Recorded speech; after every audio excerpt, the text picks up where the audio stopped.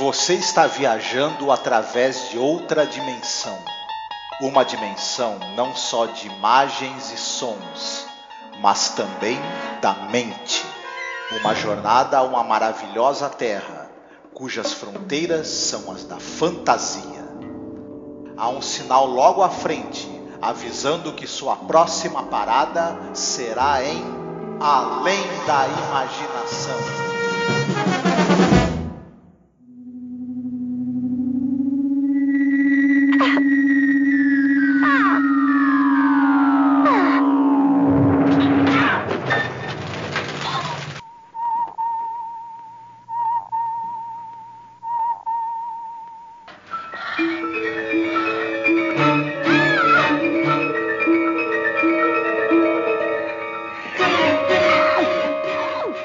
Olá, ouvinte! Seja bem-vindo aqui a mais um podcast sobre a série clássica Além da Imaginação. Eu sou a Angélica. E eu sou o Marcos. E hoje nós iremos falar sobre o episódio número 51, episódio número 15, né, da segunda temporada, The Invaders, né, Os Invasores. Cara, esse episódio é um episódio excepcional, né, Marcos? A gente gostou muito, já entregando logo no começo. E é importante a gente falar para você, ouvinte, que não sei como é que você lida com essa questão de assistir o episódio, se você baixa antes, assiste, depois escuta o podcast. Mas esse aqui em particular, eu acho que seria interessante você assistir primeiro, né, Marcos? Exatamente, esse episódio, ele, além de ser muito interessante, valer muito a pena que você assista, ele tem um baita de um plot twist num determinado momento, e a gente vai ter que falar desse plot twist durante o programa. E parte da graça desse episódio, ele tem muitas qualidades, mas parte da graça dele está justamente nessa virada, que tem, inesperada. E se você ficar sabendo disso antes de ver o episódio, pode, né, tirar uma parte do prazer aí de você assisti-lo. Sim, exatamente. Então a gente vai subir a musiquinha e daqui para frente a gente vai falar sobre o episódio e vai falar também, claro, como a gente sempre faz, do desfecho mais para frente. Tá bom?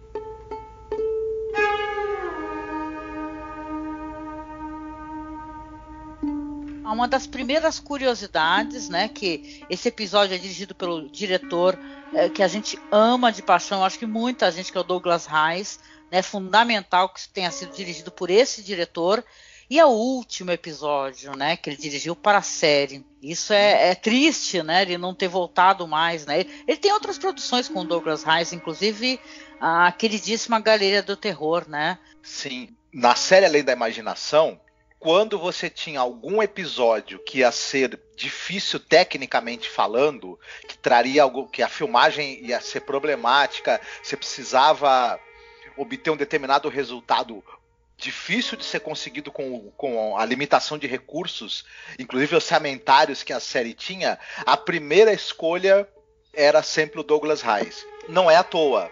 O cara era muito experiente, muito capaz. O cara começou jovenzinho como desenhista na Disney, era roteirista, escrevia novelas policiais, dirigia. Enfim, para você ter uma ideia da competência do fulano, das dezenas e dezenas de séries que ele dirigiu 21 pilotos de séries. Todos esses 21 pilotos foram aprovados e as séries foram feitas.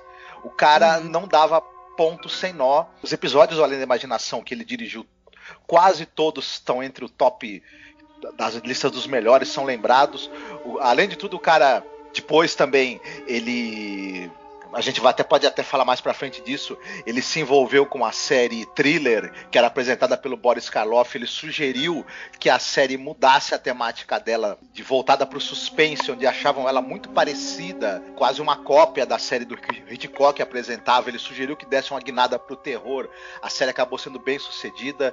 Enfim, um diretor muitíssimo habilidoso, e mais uma vez nesse episódio ele provou a habilidade dele.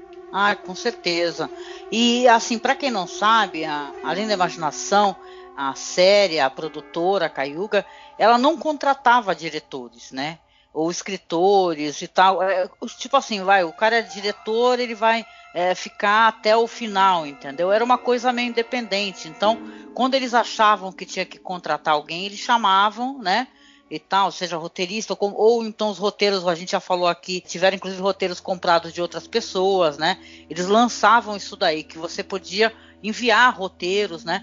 Com os diretores era a mesma coisa também. Às vezes o cara, ele dirigia episódios excepcionais, ele era sempre chamado, né? Porém não tinha um contrato fixo, por exemplo, assim, ele vai dirigir 20 episódios, entendeu? Então quer dizer que acabou que o Douglas Reis não voltou mais para a série, né? O que é lamentável, porque, como você falou, vários episódios importantes, né? Que fizeram, inclusive, Além da Imaginação ser o que é, foi muito por causa dele, da capacidade dele, da inventividade, né? De ser um cara eclético, né? No jeito como ele dirige, né? Sim. Então tem todo um feeling dele que foi muito importante para tornar a série o sucesso que ela se tornou. Né? Então, assim, a influência dele é sentida, né, na série, muito, né? Então... Ele é o principal nome por trás da série Rin-Tin-Tin, que passou na televisão brasileira e foi um sucesso estrondoso. Ele também é lembrado para o público de lá pela série Capitães e Reis e pela série Norte e Sul. São séries de grande sucesso, muito elogiadas pela crítica, não são muito conhecidas no Brasil. Não sei nem se chegaram a passar na televisão brasileira. É uma dica também para quem quiser procurar, vale muito a pena. São excepcionais. Escritas Sim. E dirigidas pelo, né, o Douglas Reis. Nossa, e além de diretor, ele era um músico muito habilidoso, era pintor, era ator, roteirista, ele era um romancista, né? Ele escreveu livros até que fizeram sucesso. E a carreira dele, a gente comentou um pouquinho, assim, muito brevemente, mas começou ali na Walt Disney Studios, né? Ele era cartunista aos 17 anos de idade. E ele trabalhava justamente no processo de storyboard. E depois que ele saiu da Disney, né, que ele começou a desenhar, inclusive, quadrinhos. E depois, com o advento da televisão, ele começou a voltar os talentos dele, então, para o roteiro, né? Escrita. Então... Primeiro o roteiro que ele escreveu... O teatro da General Electric, o teatro televisivo da General Electric, né? Isso, exatamente. Então ele realmente era um talento, logo ele começou a realmente fazer sucesso aí, roteirizando, dirigindo programas, como você comentou, né? O Cheyenne, Maverick, Naked City, né, As Aventuras de Rin-Tin-Tin, como você disse, e ele escreveu, sei lá, do Rin-Tin-Tin mais de 44 episódios, né, então é muita coisa, né, mas ele realmente fez história, viu, esse cara é maravilhoso. Tem uns episódios dele para quem for procurar. O Marcos estava falando dessa série que era apresentada pelo Boris Karloff, né, que era a série Thriller. Gente, eu não consegui arrumar essa série para assistir. Tô procurando, tá? E tem episódios muito famosos. Tem um episódio chamado The Purple Room, que é da primeira temporada. E no final da temporada ele dirigiu um episódio chamado The Hungry Glass. Então ele realmente é muito foda. Inclusive adaptou uma história do Robert Bloch, The Hungry House. Maravilhoso. E, cara, pra quem gosta, vá atrás de tudo que esse cara já dirigiu ou já roteirizou, porque realmente é um talento absurdo. Eu acho que nesse episódio, especificamente, The Invaders, ele está com a corda toda, viu? Então a gente, não só ele, né? A gente tem muito o que falar aqui, né? Mas só começando pelo diretor, Douglas Reis, ele é um cara que merece todos os louros. Acho que a gente deveria comentar aqui também que é uma coisa assim de pirata, apaixonada, embasbacada, total e completamente pela atriz Agnes Moorehead. Essa atriz, ela é muito famosa, você vai lembrar com certeza. E se você não lembra, também não tá difícil, porque agora tem muitos lugares assim para você assistir. Aquela série A Feiticeira. A atriz Agnes Moorehead, ela fazia a Endora. Ela era a bruxa que era a mãe da Samantha, a feiticeira. Só que quem conhece essa atriz, talvez só por esse material televisivo, não saiba da importância, né, que essa atriz tem, do talento dela, que ela coloca de uma maneira excepcional nesse episódio. Então eu queria que a gente dedicasse um tempo aqui para poder falar sobre ela. E, cara, é maravilhosa, uma atriz hollywoodiana, mas uma atriz de filmes importantes, com uma bagagem teatral muito forte, inclusive com conhecimento da pantomima, porque teve contato com nada mais, nada menos do que Marcel Marceau. Sim, ela teve uma carreira sensacional. Ela era cantora, dançava, era mímica, porque como você mesma falou, aprendeu com Marcel Marceau. Ela foi uma atriz de rádio ao longo de toda a carreira dela, trabalhou com Orson Welles no rádio, inclusive naquela famosa transmissão da Guerra dos Mundos, por exemplo. Foi a mãe do Orson Welles no filme Cidadão Kane. Só para começar, ela era formada em biologia, era formada em literatura inglesa, em oratória pública, deu aula, tinha sólida formação, estudou arte dramática por 6 anos, era uma atriz, deu aula de atuação, ela foi preparadora de elenco de estúdio, além de dezenas e dezenas de participações em filmes e em séries de TV. Ela participou também daquela série de rádio Suspense. Um dos episódios que ela participou, o Sorry, the Wrong Number, ela teve que refazer esse episódio 4, 5, 6 vezes, de tanto sucesso que fez. Ela era apresentada como a Dama do Suspense. Ela participou de centenas de episódios dessa série, e um deles, especificamente esse que eu tinha falado, ela teve que refazer várias vezes, foi reprisado, né? Era feito ao vivo, óbvio, né? Depois, sim, quando você pôde fazer a versão gravada, ela teve que fazer uma versão gravada para poder reprisar várias vezes essa versão. De tanto sucesso que fez. Ela fez sucesso no rádio, fez sucesso no cinema, fez sucesso na TV, fez sucesso na Broadway. Enfim, era uma atriz completa, com uma capacidade dramática absolutamente impressionante. Ela foi chamada pelo Douglas Rice para performar aí esse personagem, né, em Além da Imaginação, justamente por causa de um episódio de rádio, Sorry, Wrong Number, de 1948, que era um conto ali da Lucille Fletcher, que a gente já comentou aqui sobre um outro conto dela, que era de um programa chamado Suspense, né?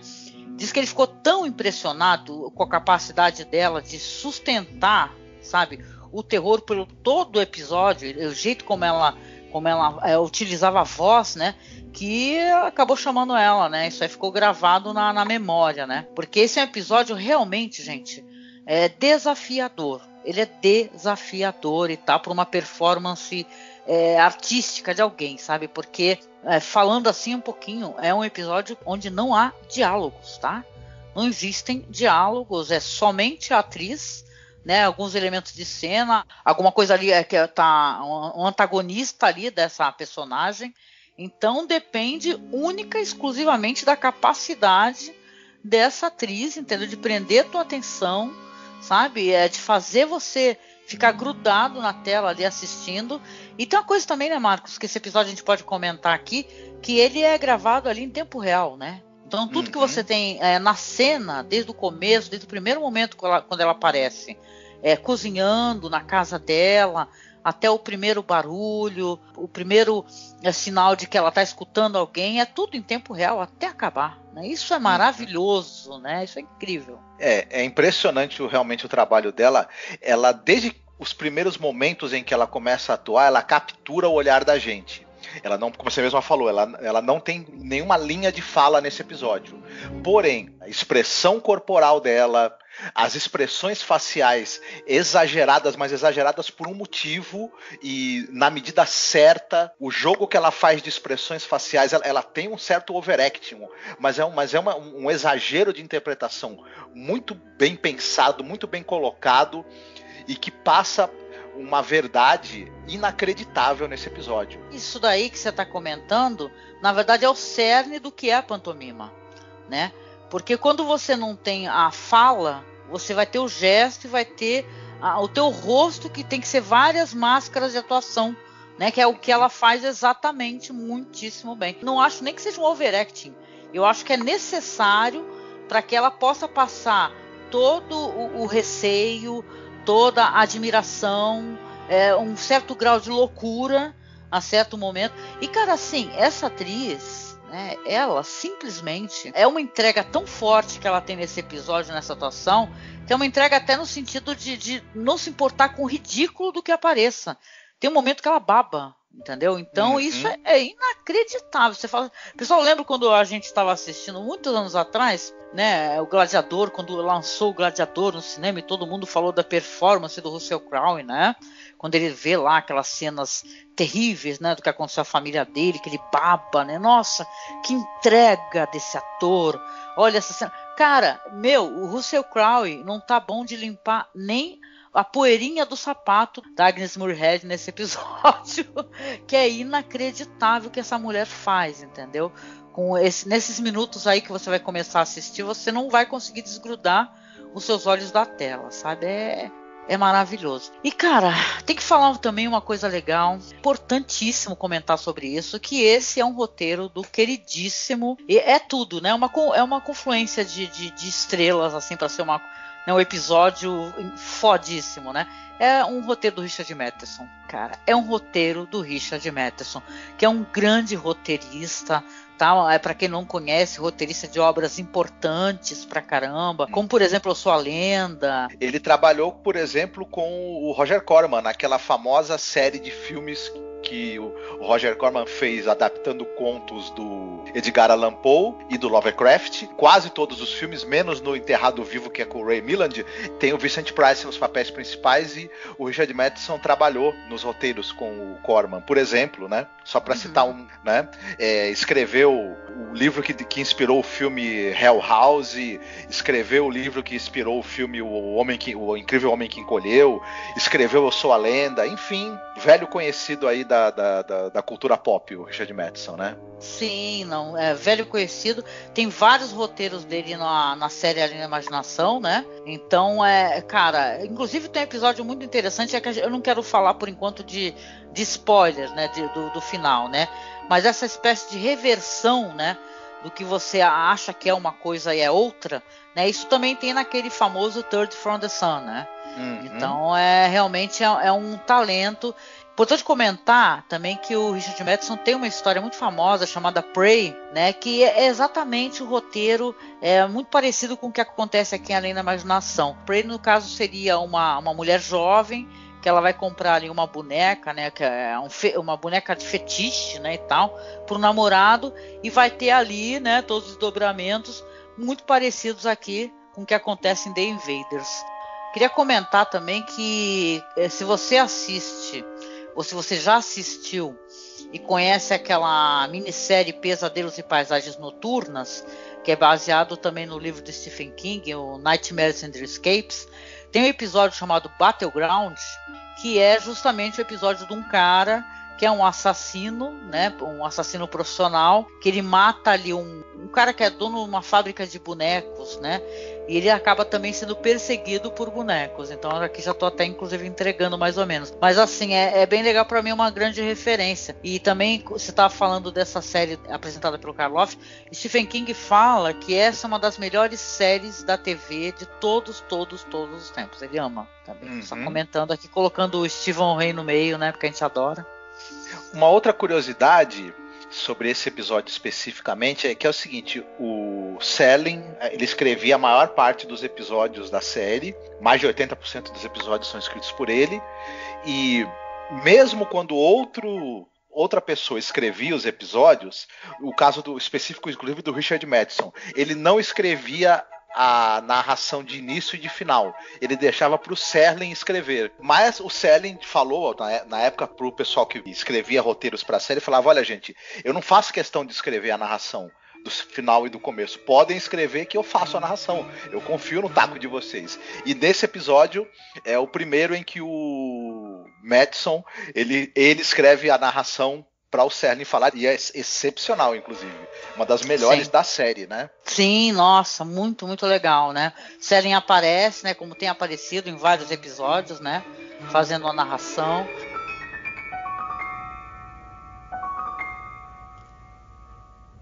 Vamos lá então, dessa vez sou eu quem faço a sinopse, né? Nós vamos ter ali o Serling narrando, como o Max está comentando, uma belíssima narração, inclusive citando a narração, né? Ele fala assim, ó: esse é um dos lugares meio fora do caminho, lugares não visitados, sombrios, desperdiçados, mortos.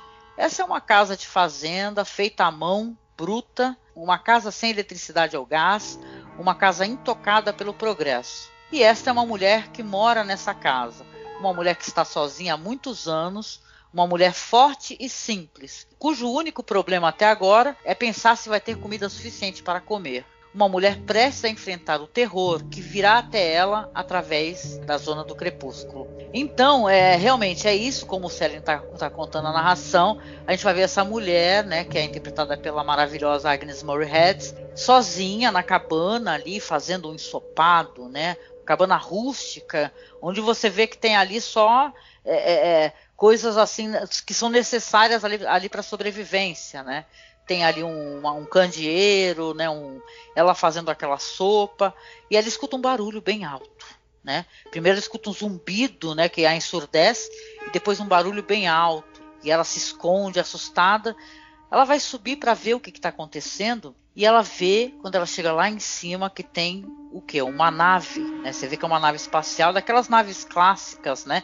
Inclusive, eu não sei, Marcos, não parece aquela mesma nave que foi utilizada no Planeta Proibido? Fica com essa impressão, mas eu acho que não, né? Eu acho que é uma que vai ser usada no outro episódio da série, né? Ah, mas pode crer que a nave do Planeta Proibido, de novo, ela tá em todas. O Planeta Proibido tem muita influência além da imaginação, porque muita coisa foi reaproveitada, né, do Planeta Proibido. Estou aqui fazendo uma sinopse bem rápida, né, para a gente poder ter o que falar. Ela vai olhar assustada, e conforme ela vai se aproximando, ela vê que se abre uma portinholazinha, né? Desce ali aquela rampa e sai um ser pequenininho ali, parecendo aqueles bonecos da Michelin, né? Inclusive foi inspiração até dos bonequinhos da Michelin. Vai descendo aquele ser que parece uma coisinha, um bonequinho minúsculo, parece aqueles bonecos de corda, né? E ela se assusta, chuta o bonequinho, do nada quando ela acha que ele tá lá embaixo, que ela já chutou, aparece um outro. Aí ela vai e começa, né? Ela vai e atira o outro também.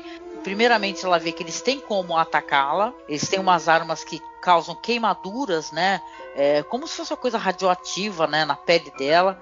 Quando ela pega assim o bonequinho, aparece as bolinhas dela sendo queimada. Inclusive é muito delicada aquela cena, que ela vê que ela tá perto do ombro dela queimada também. Ela fica tentando, né, acalmar aquela queimadura. Sim. Daí pra frente, gente, porque como é um episódio que a gente tá comentando que não tem muitos diálogos, né, acontece muita coisa, mas não tem muitos diálogos, o que você vai ver no episódio vai ser essa guerra de uma mulher, né, contra os seres pequenos, né?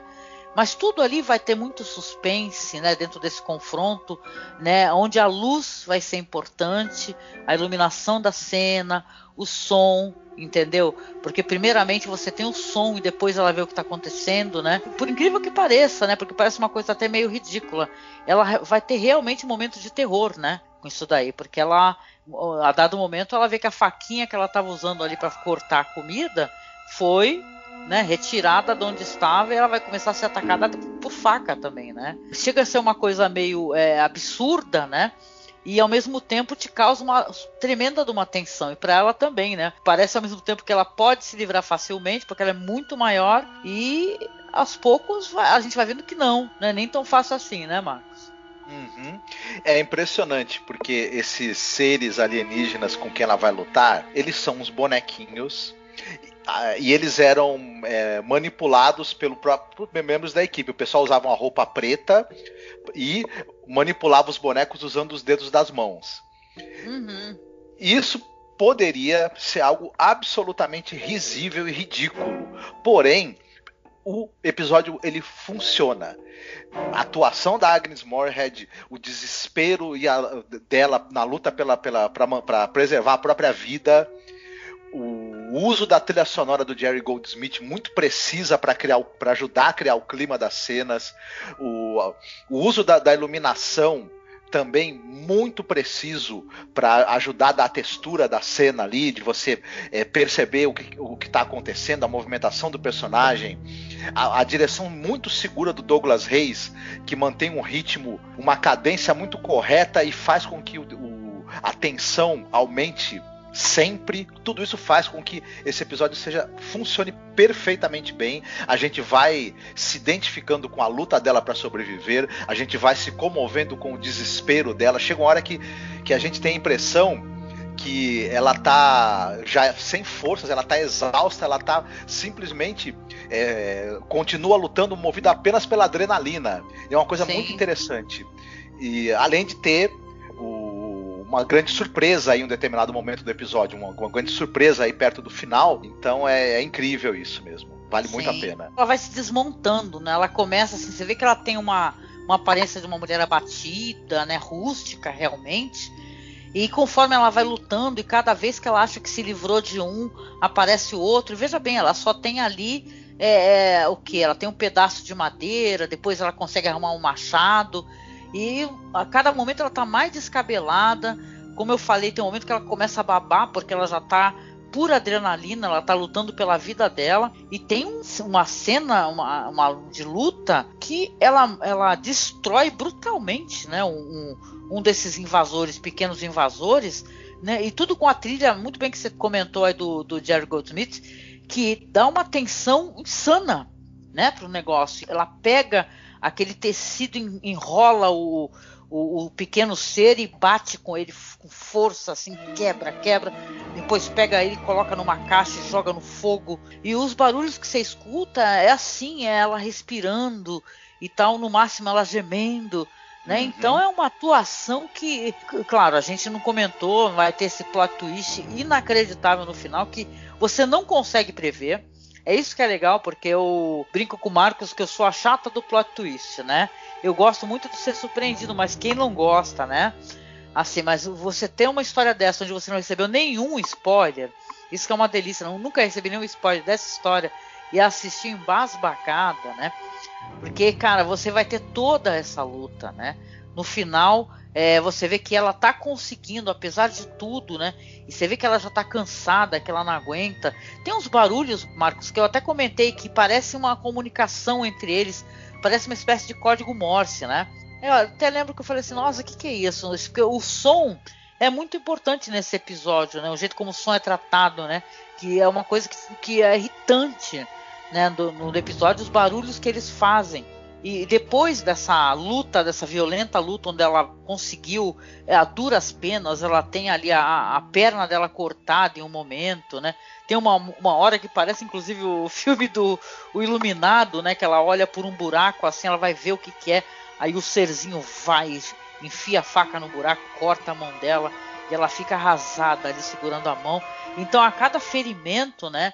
Que essa mulher vai recebendo e ela vai lutando bravamente assim pela vida dela, você torce muito, né? Você fala, puta que pariu, a mulher está sendo atacada por esses seres, né? Na casa dela, depois de toda essa luta, né?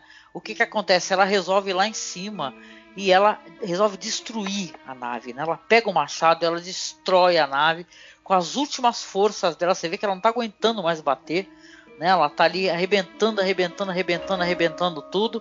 E puta que pariu, aí vai vir o plot twist, né, Marcos? Pode contar. Exatamente. A gente acaba descobrindo que aquela nave e aqueles invasores, aquela nave na verdade é da Força Aérea Americana. Aqueles invasores na verdade são terráqueos. E aquela mulher que a gente imaginava que era uma senhora da Terra, vivendo isolada em alguma fazenda do interior de qualquer lugar que seja, na verdade ela é uma alienígena de proporções gigantescas. Control, come in Central Control. Do you read me? Gresham is dead. Repeat, Gresham is dead. The ship's destroyed. Incredible race of giants here. Race of giants. No Central Control. No counterattack. Repeat, no counterattack. Too much for us. Too powerful. Stay away. Gresham and I. Você escuta uma voz assim, inclusive a voz do próprio Douglas Reis, né? Ele falando assim: controle central, responda. Controle central, está ouvindo? Greyston está morto. Repito, Greyston está morto. A nave está destruída. Incrível raça de gigantes aqui. Raça de gigantes. Pare. Controle central, não ataque, repito, não ataque. É demais para nós. São poderosos, afastem-se daqui. Vou morrer, é meu fim. Se escuta essa voz, né? Porque não tinha tido essa comunicação, né? Você vê que ali dentro da nave, quando ela vai destruir, né? Quando ela começa a quebrar tudo, que começa esse piloto, né? Que é um piloto, na verdade, americano, tentando se comunicar. Porque você não consegue pegar isso, por quê? Por causa da aparência da vestimenta de astronautas, né? Primeiro que é muito pequenininho. Diz, inclusive, que o Richard Madison não gostava muito desse episódio, porque ele achou que a movimentação era muito lenta, né? Mas veja bem, a literatura dá asas, né? Então você passar isso ali para uma outra mídia, né? Às vezes é difícil. Então, na minha opinião, eu acho muito aceitável. Inclusive, não à toa que essas produções depois posteriores, elas levam muito em consideração, elas colocam brinquedos, né, dentro dessa narrativa mais para frente, como tem essa história do Stephen King aí do caso aí nesse episódio aí do Nightmares and Dreamscapes, né? Então, mas nesse caso eu acho que também funciona, né? Porque eles têm essa roupa, porque a roupa do astronauta a gente conhece, a gente concebe ela como sendo uma coisa muito mais moderna, né? Agora, essa roupa aí que esses astronautas têm, parece muito, inclusive, com aqueles robôs, né? De séries antigas, séries dos anos 50, por aí. Por exemplo, até mesmo, de repente, do Planeta Proibido, né? O que tu acha? Sim, eu acho que sim. A aparência desses alienígenas do episódio, o Douglas Reis fez os esboços, ele se inspirou no boneco lá dos pneus Michelin, né? Uma coisa assim. Mas tem um negócio engraçado que a gente deveria ter conseguido imaginar que eram seres humanos. Por quê? Porque foram para outro planeta, querem conquistar, viram que é um ser, apesar de gigante, de formato humanoide como eles, e saíram atirando sem pensar duas vezes, tentando matar. Só podia ser gente da Terra, não podia ser de outro lugar. O primeiro ataque veio dela, né? Mas é por quê? Porque ela se assustou, porque ela tá sozinha ali naquela região, né, onde não tem nada, só tem a casa dela. Você é levado a acreditar, né, mesmo a série não colocando muitos elementos, que é ali uma casa ali num Velho Oeste, sei lá, até por causa da roupa dela, que é uma roupa antiga, né? Você não consegue conceber que é, na verdade, um outro planeta e ela é uma alienígena gigante, né? Agora, engraçado é que as pessoas falam que esse episódio, que ele não tem muita crítica social, e eu achei legal que você realmente já apontou o que o episódio tem de crítica, sim. A gente assistiu o Eled, que é um dos episódios que eu mais gosto da série também, aquele que tem os tablôs, né, as imagens paradas, acho muito lindo também de se assistir. E você percebe que o homem já está ali explorando um outro planeta, numa outra condição.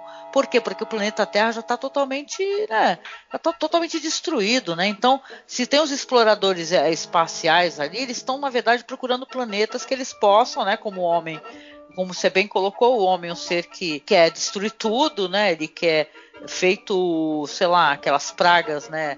Detonar tudo, né? Até chupar tudo da natureza e depois jogar fora. Então o caso o Eled tem essa crítica maravilhosa. Eu lembro que quando a gente assistiu o Third from the Sun, que é um tremendo plot twist para quem também não assistiu, quando você descobre que na verdade a família, ela não é uma família da Terra querendo fugir para o espaço, para um outro planeta, não. É um pessoal de um outro planeta que vai ter uma guerra nuclear que quer fugir para a Terra. Então, esse terceiro a partir do Sol, na verdade, é a Terra, né? Então, eu acho que esse episódio maravilhoso, excepcional, que é Os Invasores, ele também tem essa crítica. É uma crítica óbvia. Quando você vê ali na nave Força Aérea Americana, tem então a narração do Serling finalizando, né, explicando, né, os seres minúsculos de um minúsculo lugar chamado Terra. Os invasores que descobriram que um bilhete para as estrelas teria um preço final. Episódio excepcional, né, Marcos? Muito bom, muito bom. E detalhe, quando eles saiam na rádio, né, porque como é que você vai fazer um episódio na rádio sem diálogos, né? Foi alterado ali, em vez de ser para uma velha senhora, é um casal de idosos, né, que ficou então na rádio. Então, cara, é um episódio incrível. É 10 de 10, né? Sim, eu tenho uma outra curiosidade sobre o episódio que é um pouco tardia, e é uma curiosidade não muito alegre, inclusive. A Agnes Moorehead, ela morreu em 1974 devido ao câncer. Ela participou em 56 do filme Sangue de Bárbaros, que era um filme que era a vida do Temujin Gengis Khan, que era vivido pelo John Wayne. Aliás, inclusive, é um filme que não é nada bom, começa por aí, é um filme que ele tem um pé no trash, inclusive. o elenco é só gente branca fazendo papel de chineses, é um negócio, né, que ele tem um humor involuntário terrível, esse filme, para quem assiste hoje, por vários motivos. E coincidentemente, três atores que trabalharam, por exemplo, em Além da Imaginação, o John Hoyt do episódio The Latest of the Hour, o Thomas Gomes do episódio Poeira, Dust, que nós comentamos, né? Uhum. E a Agnes Moorehead participaram do filme, e os três morreram de câncer por conta da exposição à radiação, porque o filme do Sangue de Bárbaros foi filmado no deserto de Utah, perto de onde tinham havido testes nucleares, testes atômicos, aliás.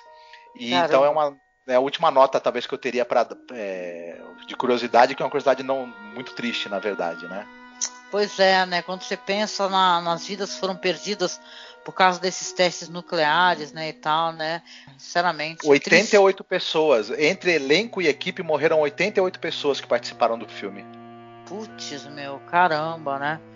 Veja bem, né? Que trágico. Mas eu quero pensar e quero lembrar da Agnes Moorehead, desses papéis incríveis que ela participou aí, por exemplo, trabalho com Orson Welles, né, no Cidadão Kane, ou até mesmo ela tem um filme com a Bette Davis, né, chamado Com a Maldade na Alma, né, que é um filme do Robert Aldrich, né, que é um cara muito questionável, né.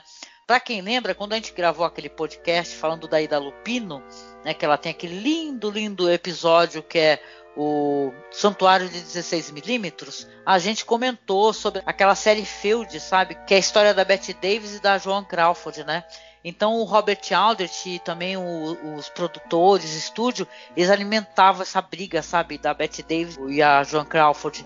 E ela tem um filme aí com a Bette Davis chamado Com a Maldade na Alma. Vou ver se eu deixo para vocês o link para vocês darem uma acessada no trailer, né?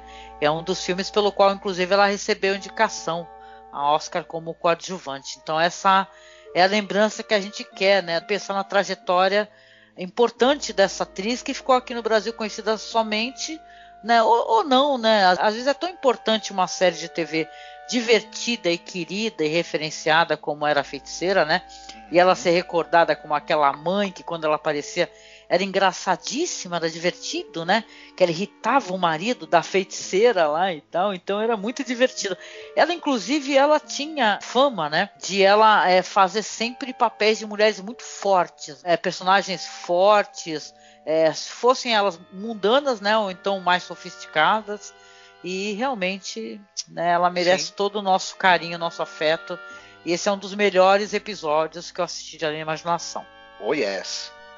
Então, tem muitos e muitos filmes clássicos de invasão alienígena. Então, Invasores de Corpos, por exemplo, que eu gosto muito.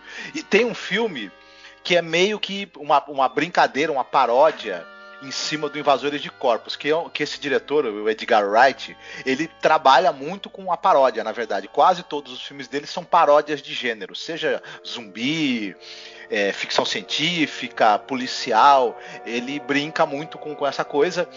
E ele tem um filme, ele tem uma trilogia de filmes chamada Trilogia Corneto. Um desses filmes justamente é o Heróis da Ressaca, na qual, né, você tem aí um grupo de amigos que vai até um pub encher a cara, como eles gostam muito de fazer, inclusive, e na saída eles vão encher a cara num pub chamado Bar do Fim do Mundo, inclusive, né?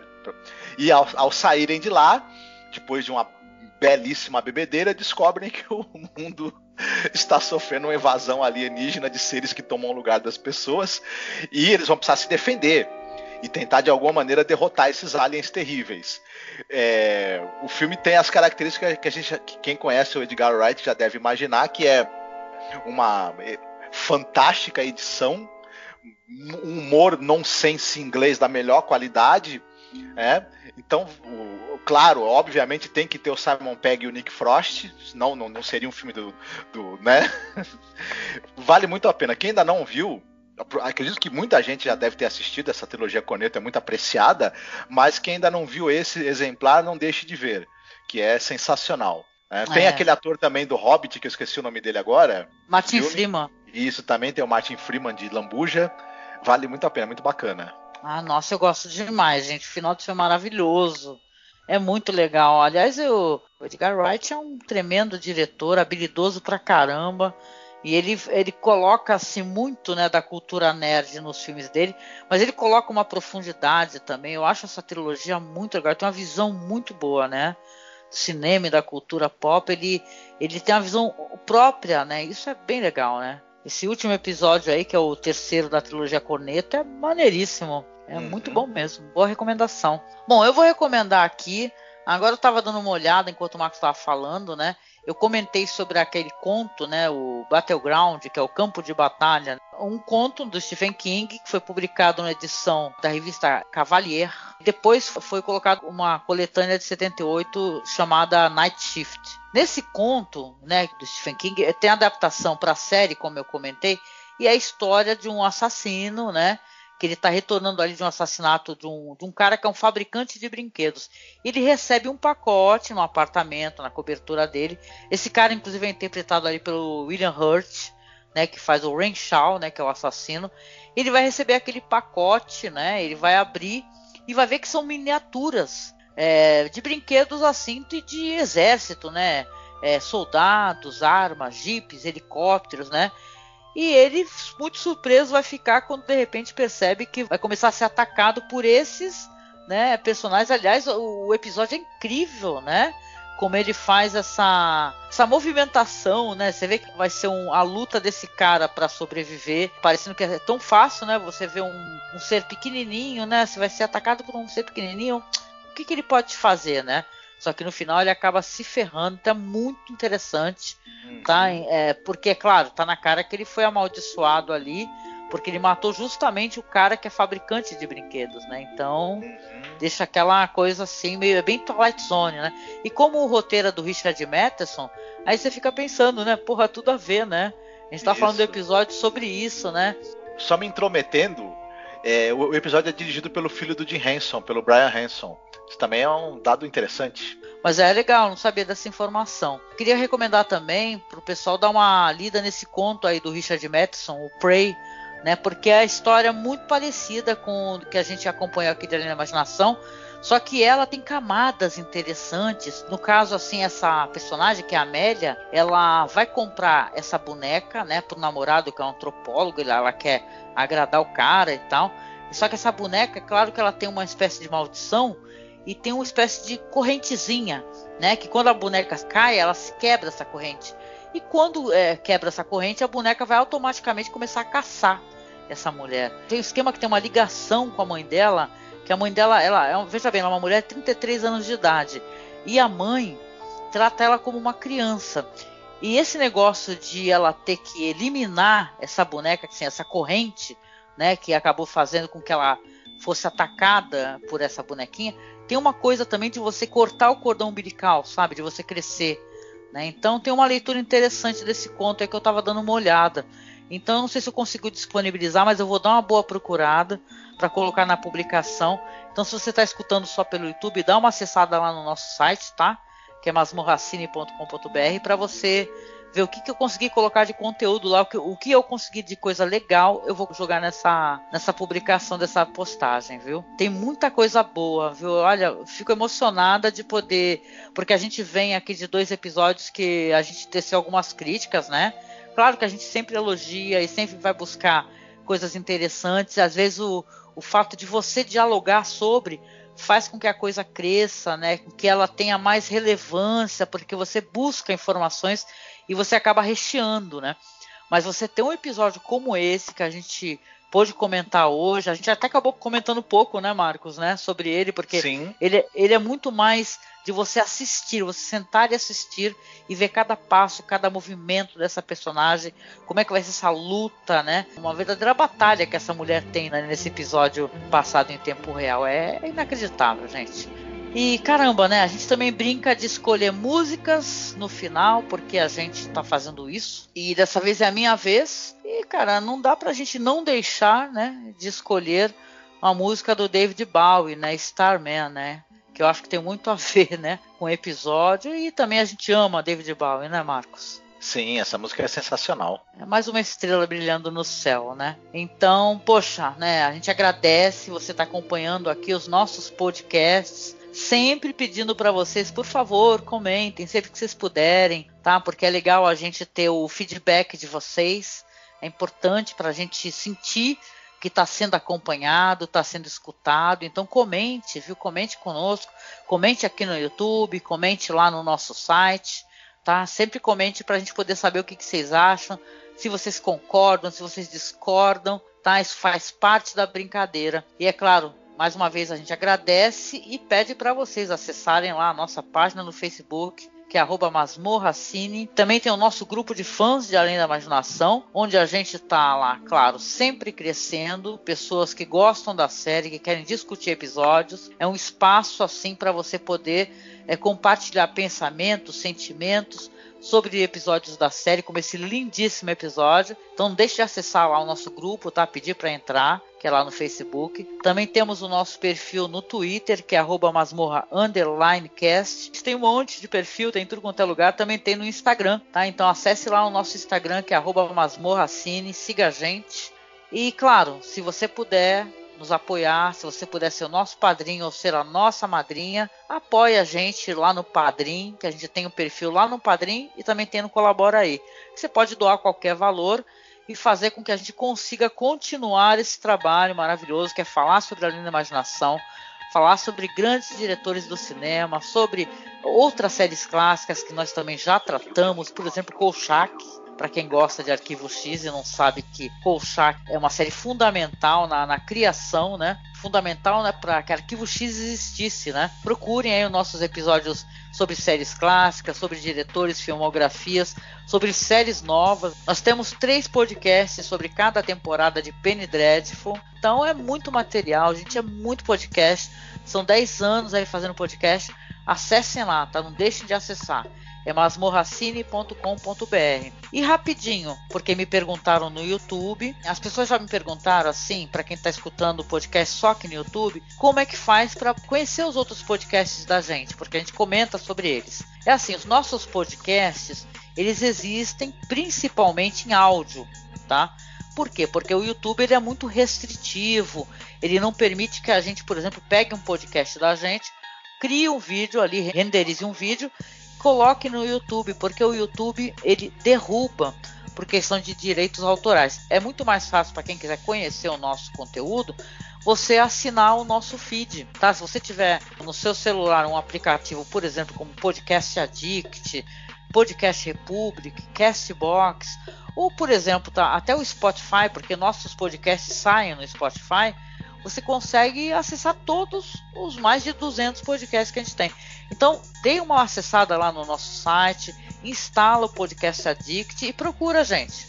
Masmorracine, que você vai ver todos os episódios disponíveis para vocês poderem escutar. A temporada completa, a temporada passada que nós fizemos, né? A primeira temporada completa e a série nova, também do Jordan Peele. Então, né, finalizando aqui, é isso, gente. A gente agradece pra caramba essa companhia de vocês, essa força, tá? Fiquem aí com uma música maravilhosa do David Bowie, que é Starman. Um beijo e até o próximo podcast. Fiquem bem, se cuidem.